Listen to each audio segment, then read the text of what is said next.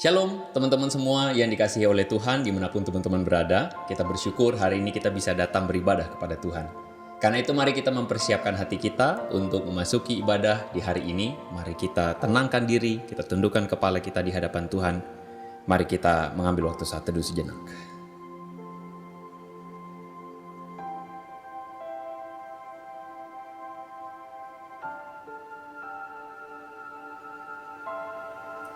Ibadah ini kita mulai dengan satu pengakuan bahwa pertolongan kita datangnya daripada Tuhan pencipta langit dan bumi. Tuhan yang menebus kita. Turunlah atas kita kiranya kasih karunia dari Allah Bapa, Allah Putra, dan Allah Roh Kudus. Amin.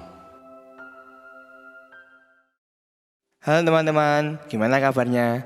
Semoga masih sehat dan baik-baik saja ya. Sekarang mari kita siapkan hati kita untuk masuki ibadah kita pada hari ini. Kita pujikan above all, karena hanya Dialah satu-satunya Allah yang maha tinggi dan Allah di atas segala hal. Above all powers, above all king, above all nature and all created things, above all wisdom and all the ways of man.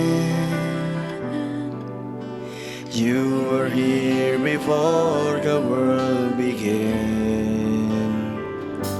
Above all kingdoms, above all thrones, above all wonders the world has ever known, above all wealth and treasures of the earth, there's no way to measure what you were. Crucified, laid behind a stone, you lived to die, rejected and alone, like a rose trembled on the ground. You took the fall and taught of me above all.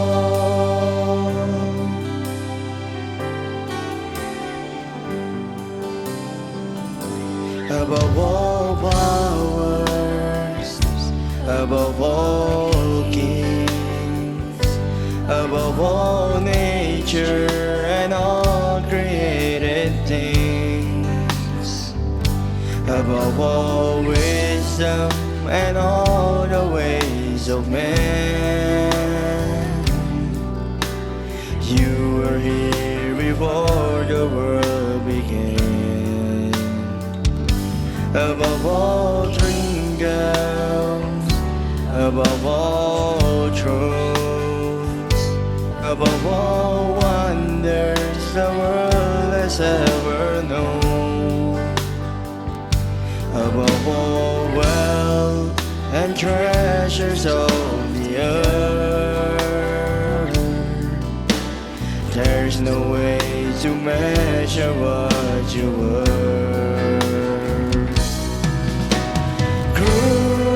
Crucified, laid behind a stone, you lived to die, rejected and alone, like a rose trembled on the ground.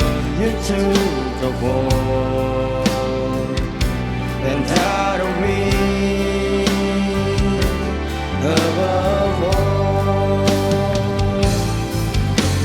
Crucified and laid behind a stone, you lived to die, rejected and alone, like a rose trampled on the ground.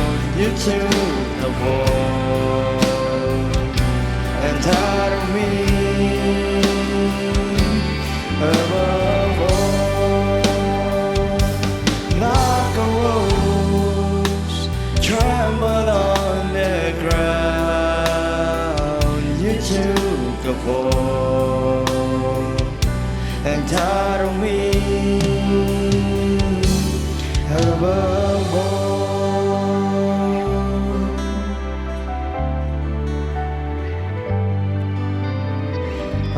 Mari kita berdoa.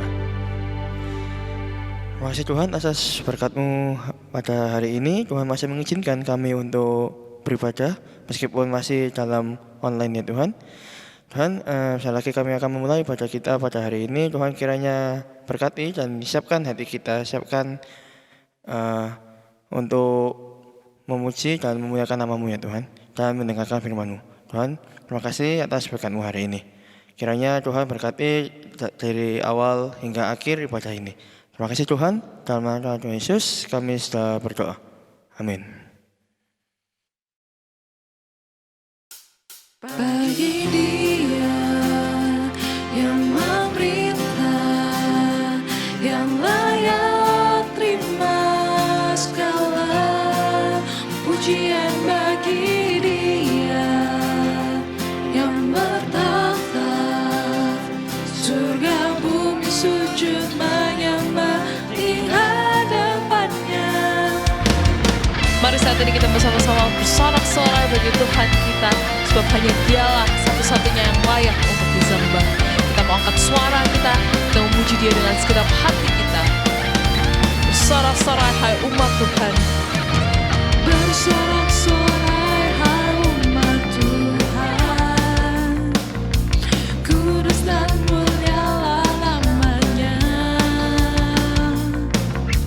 Besarlah kasih-Nya, ajaib perbuatannya, berkuasa selama-lamanya.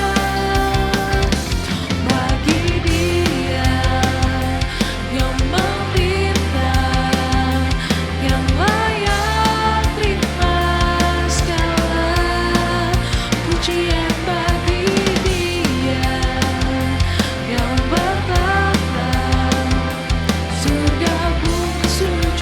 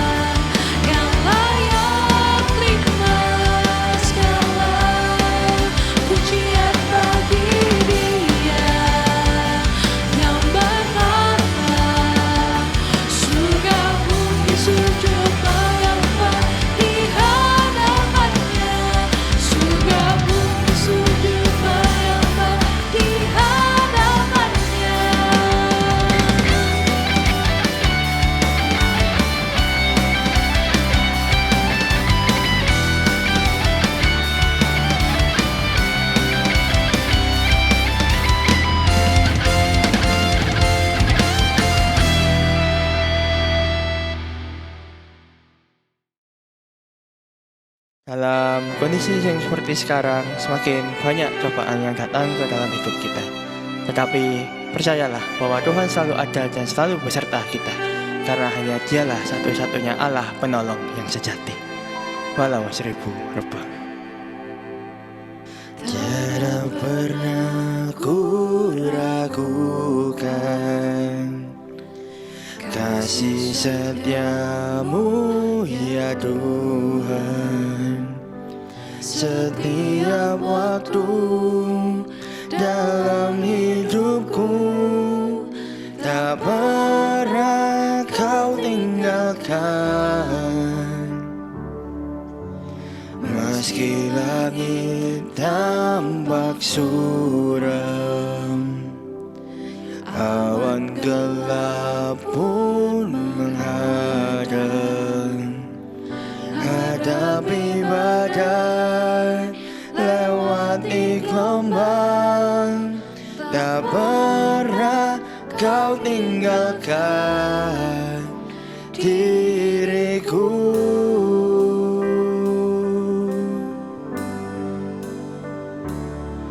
Walau 1000 rebah di sisiku, kau tetaplah Allah penolongku. Walau 10.000 rebah di kananku, takkan ku goyah sebab Yesus sertaku.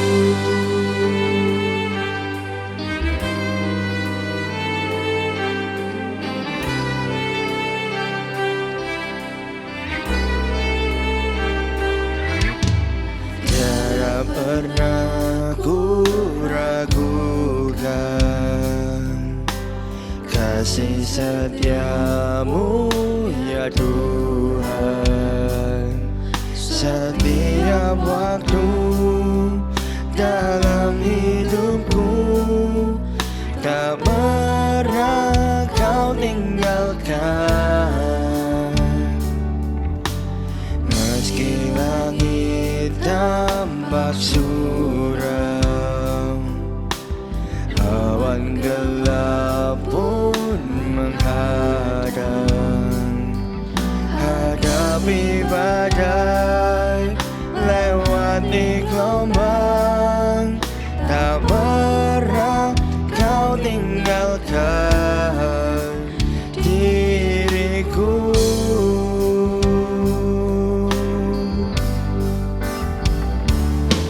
Walau 1000 rebah di sisiku, kau tetaplah Allah penolongku. Walau 10.000 rebah di kananku, takkan ku goyah sebab Yesus sertaku.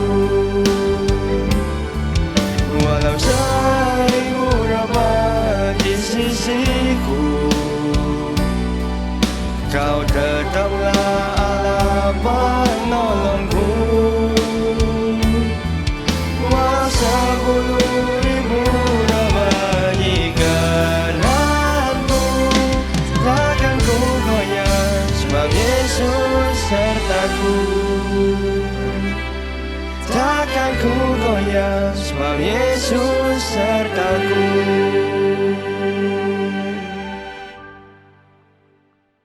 Shalom teman-teman yang dikasihi Tuhan. Wow, kita senang sekali ya kita boleh memuji Tuhan, kita boleh berdoa.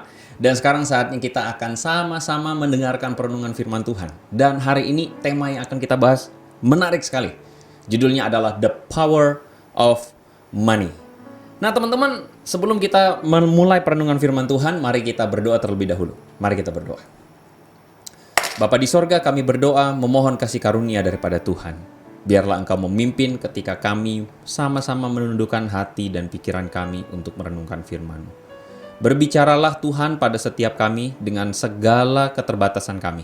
Kami percaya Engkau Roh Kudus yang boleh menjamah hati kami, membuat firman-Mu ini boleh berbuah mengubahkan pikiran dan hati kami, sehingga kami boleh menjadi anak-anak-Mu yang hidup mengasihi-Mu dan mengikut Tuhan di tengah-tengah dunia ini. Di dalam nama Yesus kami berdoa. Sama-sama katakan amin. Nah teman-teman, hari ini seperti yang saya katakan tadi, kita akan membahas tentang the power of money. Nah teman-teman, berbicara tentang money atau berbicara tentang uang, nah ini kontroversi nih. Kontroversinya begini, uang ini oke atau enggak? Ya, yay or nay begitu ya.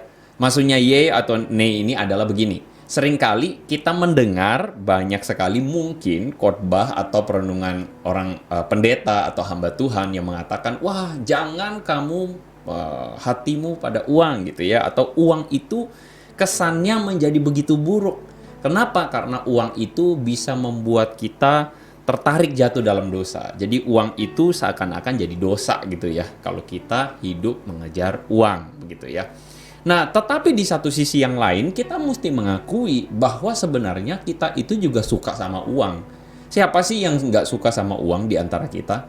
Bahkan kita pasti punya cita-cita nanti kalau misalnya saya sudah besar, saya bekerja, saya bahkan berkarya, ya saya ingin dong penghasilan yang baik. Nah, tetapi seringkali kita dihadapin dengan sebuah dilematis. Karena kayaknya nih ya, by feeling nih ya, kita tahu bahwa Alkitab seringkali mengatakan bahwa jangan kamu menjadi hamba mamon atau uang. Nah, kali ini kita akan sama-sama berbicara tentang mamon, berbicara tentang uang itu juga, harta benda, materi. Dan kita akan sama-sama menelusuri apa yang firman Tuhan katakan tentang mamon dari Lukas pasal 16 ayat 1-9, dan kita akan baca ayat yang ke-11 nanti ya. Teman-teman, kita akan simak perkataan atau perumpamaan pengajaran Yesus tentang mamon ya. Mari kita lihat. Lukas pasal 16 ayat 1-9, firman Tuhan berkata begini. Dan Yesus berkata kepada murid-muridnya, ada seorang kaya yang mempunyai seorang bendahara.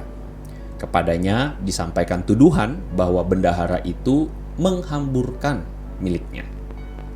Lalu tuan itu memanggil bendahara itu dan berkata kepadanya, apakah yang kudengar tentang engkau?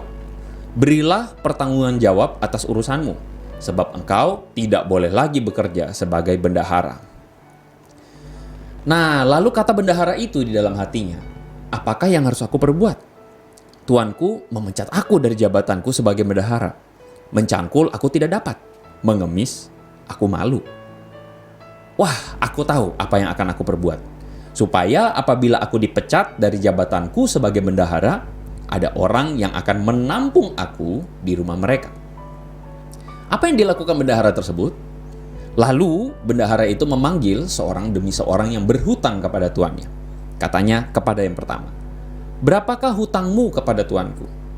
Jawab orang yang berhutang itu, 100 tempayan minyak.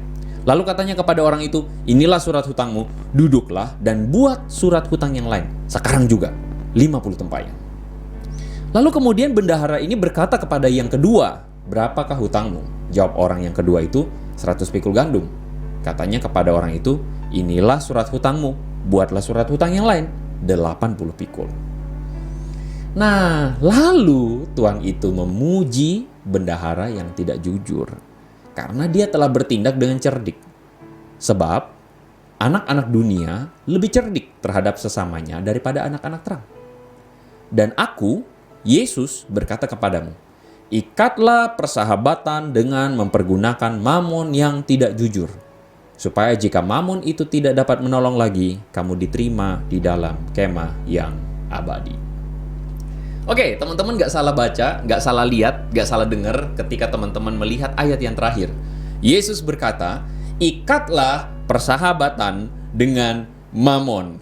Dan kemudian kita yang mendengar itu langsung kemudian terheran-heran, loh kok bisa gitu kan ya. Kok bisa Yesus ngomong begitu? Kenapa begitu? Karena ya seringkali kita mendengar khotbah yang mengatakan bahwa kita jangan pernah menjadi atau bersinggungan dengan mamon, karena mamon itu jahat, berhala, begitu kan ya. Kebanyakan kita mendengarkan dari mimbar-mimbar Kristen begitu. Mamon itu berhala, berhati-hatilah karena nanti kamu akan masuk neraka, begitu kan ya. Tetapi ternyata di dalam bagian ini Yesus mengatakan ikatlah persahabatan dengan mamon. Nah ini kaget kan, kita heran kan, loh kok bisa Yesus ngomong begitu? Makanya ya kita heran gitu ya, kita kaget. Nah teman-teman, perumpamaan ini kita harus lihat dengan hati-hati begitu ya. Kita akan telusuri ini di dalam perenungan ini. maksudnya Yesus ngomong begitu tuh apa gitu? Apakah Yesus berarti meminta supaya kita itu mengejar uang? Apakah itu berarti Yesus meminta kita itu untuk hidup cuman cari duit sebanyak-banyaknya? Nah, kita lihat baik-baik ya perumpamaan yang Yesus ajarkan. Jadi konteks perumpamaan tentang bendahara yang tidak jujur ini, yang kita sudah ikutin tadi ceritanya, adalah cerita tentang seorang bendahara yang akan dipecat oleh tuannya. Nah, jadi ketika dia dipecat, dia mikir, terus kemudian dia panggil orang-orang yang berhutang kepada tuannya. Kenapa dia bisa panggil ya? Karena dia bendahara. Jadi dia tuh yang pegang aset gitu loh teman-teman, yang pegang duit, kayak misalnya di kelas, ada bendahara kelas, kayak gitu. Nah, kemudian dia memberikan surat hutang yang baru. Jadi ceritanya surat utangnya ini adalah surat utang yang direkayasa begitu ya ceritanya. Jadi direkayasanya bagaimana? Yang tadinya berhutang 100 tempayan dibikin sama dia jadi 50. Yang tadi berhutang 100 pikul gandum lalu kemudian dibikin sama dia 80 pikul gandum. Menarik ya? Jadi ini rekayasa nih, ini bohongan nih gitu ya. Jadi surat utangnya dipalsuin, angkanya diturunin gitu. Nah, tetapi menariknya bendahara ini kemudian dipuji. Nah, ini menarik. Dipuji oleh tuannya. Kenapa? Karena tuannya menilai bahwa bendahara ini bertindak cerdik. Loh, bentar kok. Loh, kok dipuji? Kan bendahara itu nipu. Bendahara itu membuat tuannya lebih rugi. Ya dong, rugi. Karena yang tadinya tuannya mesti terima bayaran 100 tempayan minyak, malah jadi 50. Kan gitu kan? Ditipu kan tuannya, gitu kan? Nah, tetapi ingat, yang dipuji ini bukan karena bendaharanya nipu, tetapi yang dipuji ini karena bendahara ini cerdik, dikatakan cerdik. Loh, kenapa? Begini dulu, kenapa bendahara ini melakukan hal kayak begitu?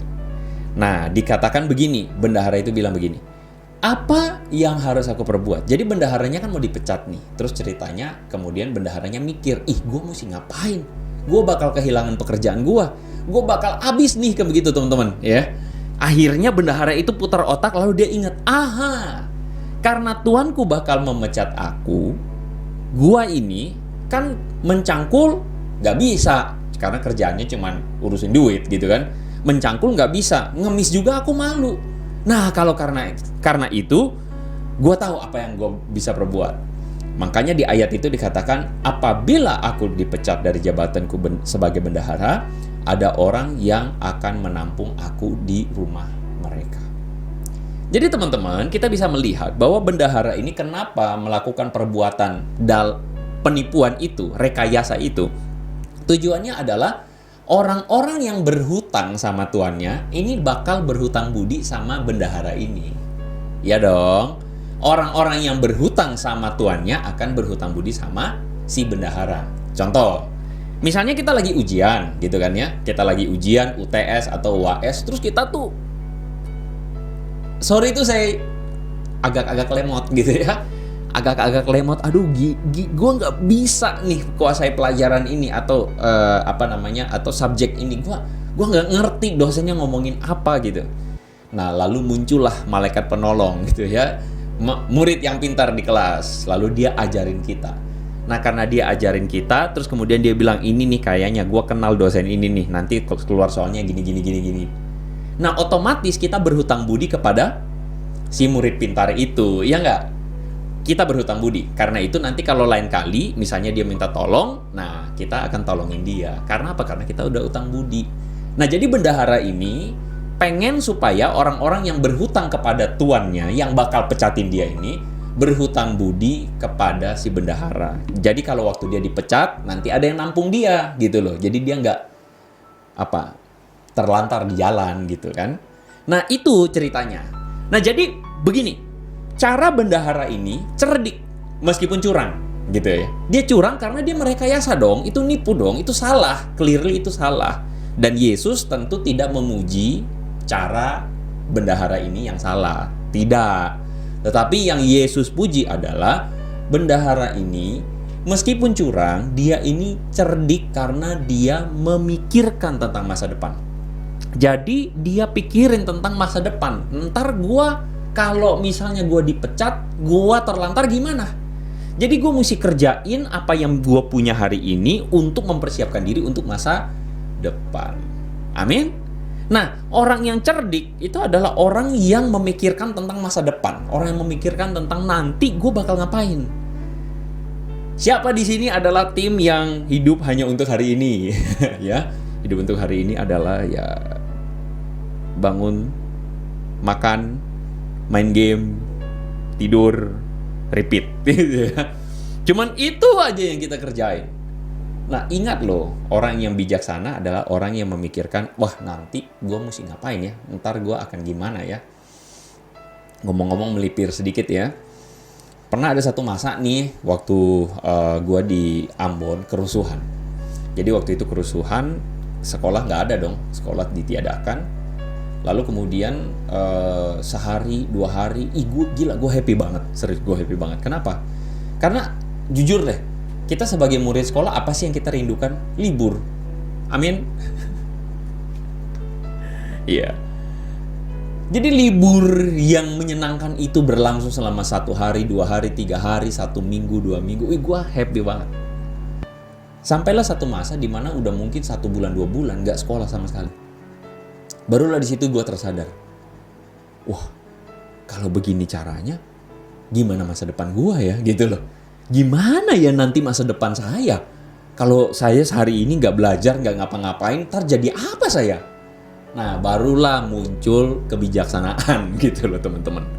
Nah, kadang-kadang kita itu tidak mampu bijaksana, kita nggak mampu cerdik. Makanya Yesus bilang bahwa anak-anak dunia ini lebih cerdik kadang-kadang dibandingkan anak Tuhan. Karena kadang-kadang anak Tuhan itu meskipun agamanya Kristen, tetapi apa? Ya pikirannya nggak bijaksana. Nah, saya percaya teman-teman semua, youth dan teens GKA Gloria, ya, teman-teman harus bijaksana, amin. Ya, karena itulah Yesus mengajarkan kepada murid-muridnya, ya, sekali lagi bukan supaya anak-anak Tuhan menipu, bukan ya, awas loh ya. Tetapi Yesus mengajarkan supaya anak-anak Tuhan pun harus cerdik. Kenapa cerdik?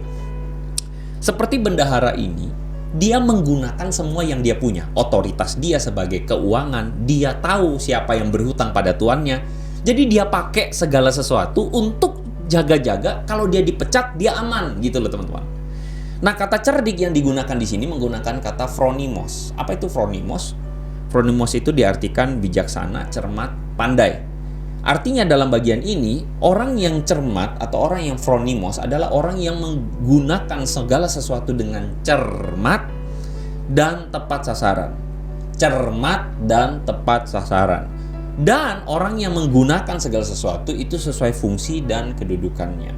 Jadi maksudnya gini, semua yang kita punya di dalam hidup itu harus dipakai sesuai dengan fungsi dan kedudukannya dan cermat. Begitu. Segala sesuatu yang digunakan atau yang dipunyai oleh kita itu harus digunakan dengan bijaksana.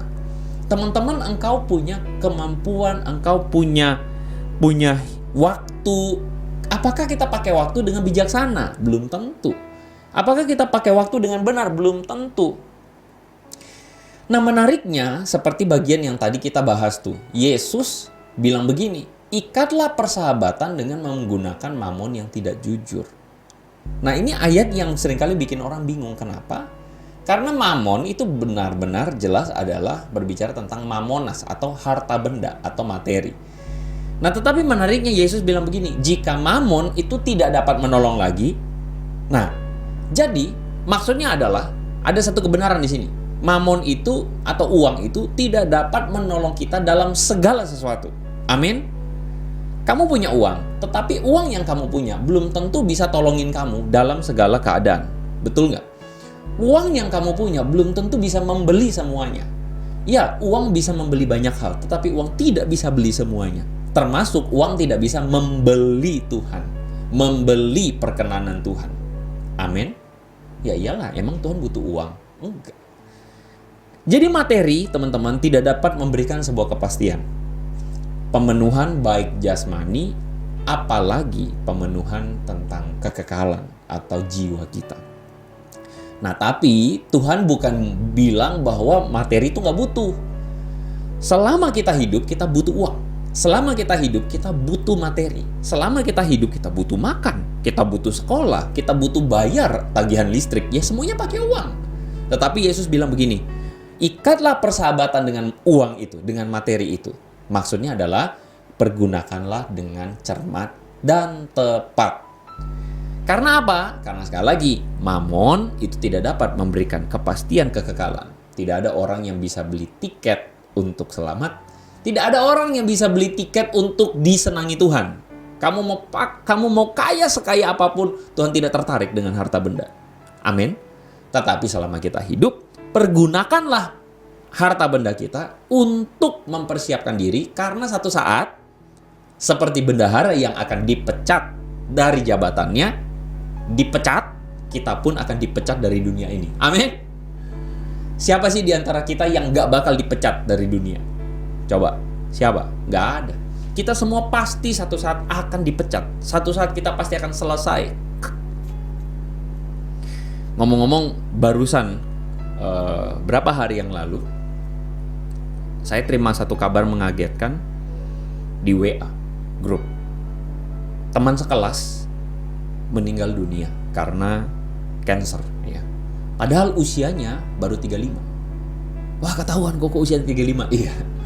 Gue 35 ya, usia gue 35. Jadi usia 35 meninggal karena cancer itu shocking ya, karena masih muda sekali. Suaminya, anaknya ada 2 ya, suami 1, anaknya 2, dan masih kecil-kecil. Dan wah, kita satu kelas kita shock sekali, kita giving support sebaik-baiknya. Tapi hal ini memberikan sebuah pengertian buat gue bahwa hidup itu kita nggak tahu kapan dipecat loh teman-teman. Bahkan di tengah pandemi, mungkin sebagian teman-teman yang menyaksikan perenungan firman Tuhan ini, mungkin, mohon maaf, keluarga kita mungkin ada yang meninggal karena COVID. Ya. Kita pun nggak tahu kapan kita selesai, kapan kita dipecat dari dunia. Kita nggak tahu. Nah, karena itu selama kita hidup, pakailah semua yang kita punya ini untuk mempersiapkan diri kalau kita dipecat dari dunia. Karena nanti Tuhan akan minta pertanggungjawaban atas semua yang Tuhan kasih sama kita loh, serius. Saya percaya bahwa nanti ketika kita ketemu sama Tuhan, pertanyaan Tuhan bukan kamu percaya Yesus atau enggak. Bukan itu. Karena isunya adalah ya kita udah percaya Yesus, kita selamat. Maksudnya adalah kita hidup bagi Yesus, ya kita akan bersama-sama dengan Yesus. Tetapi nanti isunya adalah Tuhan akan tanya, semua yang aku berikan kepadamu itu, apakah kamu pakai untuk kekekalan atau kamu pakai untuk kemuliaan Tuhan? Itu pertanyaan Tuhan. Kok bisa? Kok yakin pertanyaannya kayak gitu? Iya. Masih ingat gak perumpamaan tentang talenta? Jadi ada yang dikasih 1 talenta, ada yang dikasih 2 talenta, 5 talenta. Yang 5 digandakan jadi 10. Yang 2 digandakan jadi 4. Yang 1 dikubur teman-teman. Padahal kalau kita dikasih 5, 2 sama 1 lebih gampang pakein atau menggandakan yang 1, bukan yang 5, bukan yang 2. Tetapi yang 1 ini malas, gak ngapa-ngapain, dan udah dia biarin aja. Yang 5 dan yang 2 malah rajin, lalu kemudian memakainya untuk satu saat diminta pertanggungjawaban sama tuannya. Nah, ini cerita lagi ngomong hal yang mirip dengan mamon tadi. Mamon itu salah satu dari talenta yang Tuhan kasih sama kita. Semua yang Tuhan percayakan selama kita hidup, waktu kamu lahir, kita semua lahir dengan keluarga yang kita punya, dengan semua harta benda materi yang kita punya hari ini, semuanya, listen to me carefully, semuanya akan diminta pertanggungjawaban dari Tuhan. Apakah kamu menggunakan semua yang aku kasih, kata Tuhan, untuk hal yang benar, atau kamu pakai untuk percuma? Take it for granted. Itu pertanyaan Tuhan. Jadi orang Kristen itu harusnya bukan cuma mikirin tentang ini, oh nanti mati masuk surga. Enggak, please jangan jadi orang Kristen kayak gitu. Orang Kristen harus berpikir, bagaimana saya yang Tuhan kasih sama saya akan saya pakai untuk Tuhan. Begitu. Teman-teman, perumpamaan talenta tadi lagi ngomong tentang semua yang tidak kekal itu harus dipakai untuk kekekalan. Karena semua orang percaya, semua orang dipercayakan Tuhan dengan hidup di dunia yang gak kekal. Talenta yang tidak kekal dan sumber daya yang tidak kekal. Makanya ada lagunya kan. Ku tak membawa apapun juga saat ku datang ke dunia. Ku tinggal semua pada akhirnya saat ku kembali ke surga. Yang Tuhan minta waktu kita datang sama Tuhan nih cuman jiwa kita nih. Tuhan akan tanya, semua yang aku kasih di dunia kamu pakai buat apa? Itu pertanyaannya. Jadi kita harus menggunakan semua yang gak kekal, teman-teman, untuk digunakan supaya nanti kita hidup bersama Tuhan ada kekekalan, begitu loh teman-teman. Yang kita pakai semuanya. Kepintaran yang Tuhan kasih buat kamu pakai buat apa? Ada orang pinter, jenius, tapi psikopat. Betul? Jangan salah. Otak-otak pembobolan bank, pencucian uang, money laundry, hacker, dan sebagainya itu orang-orang pintar. Tetapi kepintarannya dipakai untuk sia-sia. Begitu. Orang-orang yang tubuhnya yang tampan gitu ya. Kayak gua. Bercanda ya. Teman-teman yang cantik begitu, yang good looking. Kamu pakai buat apa?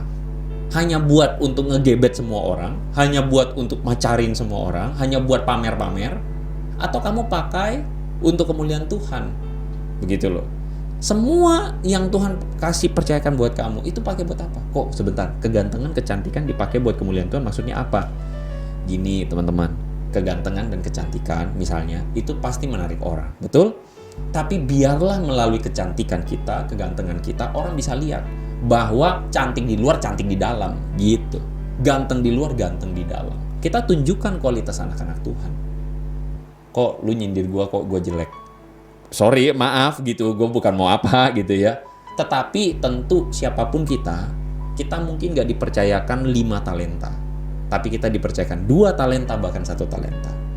Gue percaya siapapun kita pasti dipercayakan semua kebaikan dari Tuhan. Termasuk bukan cuma cantik atau cakep. Kamu punya uang, mungkin kamu dari keluarga yang cukup baik keuangannya.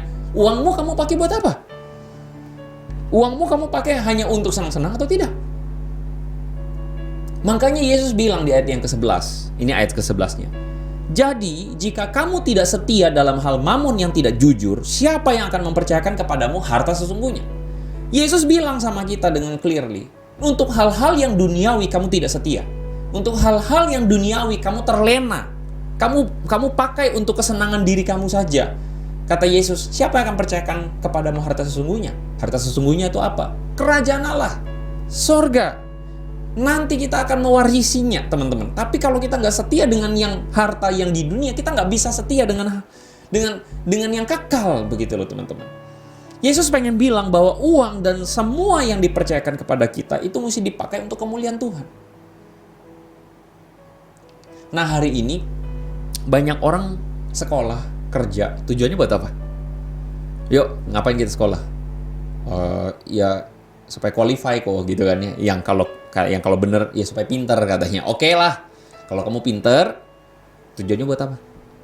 Ya buat kuliah, nanti setelah kuliah buat apa? Ya buat kerja tujuannya buat apa? Cari duit kan gitu kan. Nah gini, ada kekeliruan yang orang sering kali lihat. Orang berpikir dalam hidup kita itu ada 2 jenis manusia. Manusia pertama itu adalah 2S ya, yang disebut. S pertama itu adalah struggle. Struggle maksudnya apa? Kamu kerja. Jadi ada orang-orang yang dunia ini kerja, terus kemudian tabungannya, uang masuk tabungan, lewat lagi tuh uang buat bayar cicilan, kerja, buat membanting tulang, buat hidup. Mungkin sebagian besar dari kita yang menyaksikan ini mungkin tidak mengalaminya, tapi banyak orang mengalaminya. Kerja, susah payah untuk bisa makan, susah payah untuk bisa hidup, kasihan. Nah kita nggak kepengen jadi orang yang struggle gitu kan, makanya kita pengen jadi orang yang sukses. Jadi kerja, pemasukan bagus, income-nya bagus, sukses, pakai bisa beli baju-baju bermerek, Supreme lah, Hypebeast, Nike lah, apapun lah itu. Keren, gaya, mejeng kan gitu. Nah banyak orang di dunia ini, termasuk orang Kristen, yang pengen jadi kelompok S yang kedua ini, sukses atau sukses. Tapi sebenarnya teman-teman, kalau kita lihat pengajaran Yesus minta kita untuk benar-benar hati-hati bahwa tujuan kita tuh bukan itu. Tujuan kita sebenarnya ada S yang ketiga. Apa itu? signifikan. Apa itu signifikan? Kehadiranmu itu bermanfaat buat orang. Kehadiranmu itu berdampak buat orang. Jadi ini bukan perkara kamu punya berapa duit, tapi perkara kamu itu menjadi berkat tidak buat orang. Dan tentu saja, puji Tuhan kalau kamu dipercayakan uang yang lebih banyak, kamu bisa menjadi berkat dengan lebih banyak kepada orang lain. Oleh karena itulah nama Tuhan dipermuliakan. Makanya Yesus bilang, hendaklah terangmu bercahaya, sehingga setiap orang yang melihatnya memuliakan Bapamu yang di sorga. Anak-anak Tuhan bekerja mencari uang, betul. Tetapi bedanya dengan dunia adalah orang-orang dunia hanya menggunakan uang untuk kepentingan sendiri. Tetapi anak-anak Tuhan menggunakan uangnya untuk kemuliaan Tuhan, menjadi berkat untuk sesama, menjadi kemuliaan nama Tuhan dipuji dan dimuliakan oleh orang-orang. Amin. Jadi begini teman-teman, uang itu sebenarnya bukan kita harus jauhi, enggak. Uang itu harus kita punya, karena uang itu hamba yang baik. Tapi hati-hati, uang itu kalau kita jadikan tuan dalam hidup, maka uang itu akan menjadi tuan yang jahat. So teman-teman akan ada di pihak yang mana? Uang itu memang berkuasa, uang itu memang sedap-sedap ngeri, tetapi kita jadi orang Kristen harus bijaksana, menggunakan uang semua yang Tuhan percayakan untuk kemuliaan nama Tuhan. Amin. Mari kita tutup perenungan firman Tuhan ini. Mari kita berdoa. Tuhan, hamba-Mu berdoa menyerahkan anak-anak-Mu yang boleh merenungkan firman-Mu, kami semua. Biar apa yang kami dengarkan bukan berlalu begitu saja, tapi firman-Mu boleh berbicara dan menolong kami supaya kami menjadi anak-anak-Mu yang memuliakan Engkau. Dengan semua yang Tuhan percayakan kepada kami, uang, harta benda, kemampuan, Tuhan kami pakai untuk supaya nama Tuhan dipermuliakan. Pakai anak-anak-Mu ini, berkati masa depan mereka, agar menjadi berkat buat banyak orang. Terpujilah nama Yesus, dalam nama-Mu kami berdoa. Amin. God bless you. Terima kasih kepada penginjil Andre Tunggal yang sudah menyampaikan kebenaran firman Tuhan bagi kita di hari Minggu ini. Kiranya pesan firman Tuhan yang diberikan kepada kita bisa menjadi kekuatan, berkat, dan ingat-ingatan buat kita menjalani kehidupan kita sepanjang minggu ke depan. Dan pada saat ini mari kita menyatukan hati kita mau datang kepada Tuhan, mau menyerahkan beberapa pokok doa yang bisa kita doakan bersama-sama. Mari saat ini kita datang berdoa. Bapa di sorga, kami bersyukur untuk apa yang Tuhan berikan dalam kehidupan kami. Terima kasih untuk kekuatan yang cukup, kesehatan yang cukup, berkat finansial yang cukup Tuhan, untuk kami melanjutkan kehidupan kami, untuk kami bertahan di dalam masa-masa hidup yang tidak gampang ini. Kami berterima kasih Tuhan untuk teman-teman kami juga yang sudah boleh melewati masa-masa pasca COVID Tuhan. Kami berterima kasih untuk pemulihan yang datangnya dari Tuhan. Terima kasih untuk dokter-dokter yang ada. Terima kasih untuk tenaga medis yang bekerja dengan baik. Terima kasih untuk obat-obatan, suplemen, vitamin, makanan, minuman, atau apapun Tuhan yang dipakai untuk pemulihan teman-teman kami dari COVID Tuhan. Kami bersyukur untuk anugerah Tuhan yang begitu besar dalam kehidupan setiap kami. Dan saat ini Tuhan, kami juga bersyukur untuk bangsa dan negara kami. Terima kasih Tuhan, kami sudah melewati tahun-tahun yang begitu hebat bersama dengan Tuhan. Kami sekarang ada di tahun-tahun yang memang sulit, tapi kami melihat ada campur tangan Tuhan yang terjadi di tengah bangsa kami. Terima kasih Tuhan, kami boleh memperingati di tanggal 17 kemarin hari kemerdekaan bangsa kami. Kami tahu Tuhan masih banyak perjuangan yang perlu kami lakukan. Untuk itu Tuhan, kami memohon Tuhan yang berikan kami hikmat, berikan kami vision dari Tuhan supaya kami mengerti kami ini ada di bangsa Indonesia bukan hanya mengharapkan Tuhan apa yang bisa diberikan bagi bangsa ini, tetapi kami mau Tuhan untuk berkontribusi bagi kemajuan bangsa kami. Kami tidak menjadi anak-anak muda yang pasif, tetapi kami menjadi anak-anak muda yang aktif untuk berkontribusi bagi kemajuan bangsa kami. Tolong kami Tuhan di setiap bidang pekerjaan yang sedang kami geluti sekarang. Kiranya kami boleh berkarya di sana. Kami boleh menunjukkan bahwa anak-anak Tuhan itu diberkati oleh Tuhan untuk memberkati bangsa ini, untuk memajukan bangsa ini. Dan kami datang berdoa Tuhan, kami bersyukur untuk teman-teman yang sudah naik dari kelas 6 dan sekarang masuk bersama-sama dengan kami di kelas 7, ada di teens sekarang Tuhan. Kami bersyukur untuk kehadiran mereka di tengah-tengah kami. Kami berdoa Tuhan, kiranya mereka juga boleh enjoy komunitas yang baru ini. Tuhan memberkati Tuhan adaptasi yang mereka lakukan sekarang. Kiranya mereka juga boleh menikmati masa-masa transisi mereka ke usia remaja. Pasti ada adaptasi tertentu yang tidak mudah untuk dilakukan. Tapi kami berdoa kiranya kami menjadi komunitas yang sehat untuk mereka. Menemani masa-masa mereka menjadi seorang anak remaja. Dan kami berdoa untuk spiritualitas mereka. Mereka akan semakin mengenal Tuhan dengan lebih jauh lagi, mengenal kebenaran firman Tuhan lebih dalam lagi. Tentunya mereka juga akan mengenal siapa diri mereka juga dengan lebih kompleks. Kiranya Tuhan kami hadir menjadi komunitas yang menjadi teman bagi mereka dalam masa-masa remaja ini. Dan Tuhan berkati spiritualitas mereka sehingga mereka juga bisa bertumbuh dengan baik Tuhan, mengenal siapa Tuhan yang mereka sembah dan mengenal kebenaran firman yang mengubahkan kehidupan mereka. Ini doa kami Bapa, di dalam nama Tuhan Yesus kami berdoa. Amin.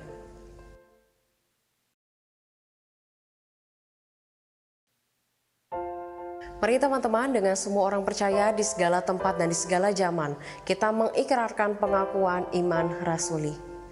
Aku percaya kepada Allah, Bapa yang Maha Kuasa, Khalik langit dan bumi, dan kepada Yesus Kristus, anaknya yang tunggal Tuhan kita, yang dikandung dari Roh Kudus, lahir dari anak darah Maria, yang menderita sengsara di bawah pemerintahan Pontius Pilatus, disalibkan, mati dan dikuburkan, turun ke dalam kerajaan maut. Pada hari yang ketiga, bangkit pula dari antara orang mati, naik ke sorga, duduk di sebelah kanan Allah, Bapa yang Maha Kuasa. Dan dari sana ia akan datang untuk menghakimi orang yang hidup dan yang mati. Aku percaya kepada Roh Kudus, gereja yang kudus dan am, persekutuan orang kudus, pengampunan dosa, kebangkitan tubuh, dan hidup yang kekal. Amin.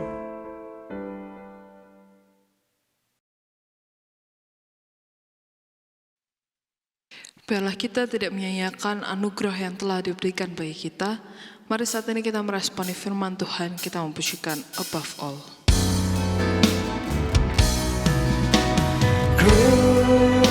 Crucified and laid behind the stone, you lived to die, rejected and alone, like a rose trampled on the ground. You took the fall and died on me. Above all, crucified and laid behind a stone, you lived to die, rejected and alone, like a rose trampled on the ground. You took the fall and died on me. Above all, like a rose trembled on the ground. You took the fall and died on me. Above all.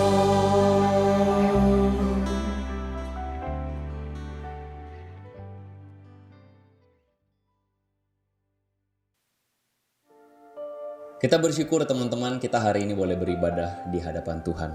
Dan biarlah kita sama-sama rindu untuk kita kembali dalam seluruh kehidupan kita, keseharian kita, sehari-hari, kita kembali dengan satu komitmen untuk mengasihi Tuhan, untuk menggunakan semua yang kita punya, termasuk uang kita, termasuk sumber daya kita, bagi kemuliaan nama Tuhan.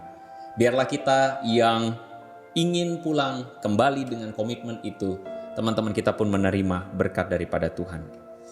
Kiranya kasih karunia, damai sejahtera, kekuatan, pertolongan dari Allah Bapa Pencipta langit dan bumi, kiranya keselamatan dari Tuhan kita Yesus Kristus, serta penghiburan dan kekuatan daripada Allah Roh Kudus, menyertai setiap kita, semua yang kita kerjakan, keluarga kita, mulai dari sekarang sampai selama-lamanya. Yang percaya sama-sama katakan, Amin. Tuhan memberkati teman-teman semua.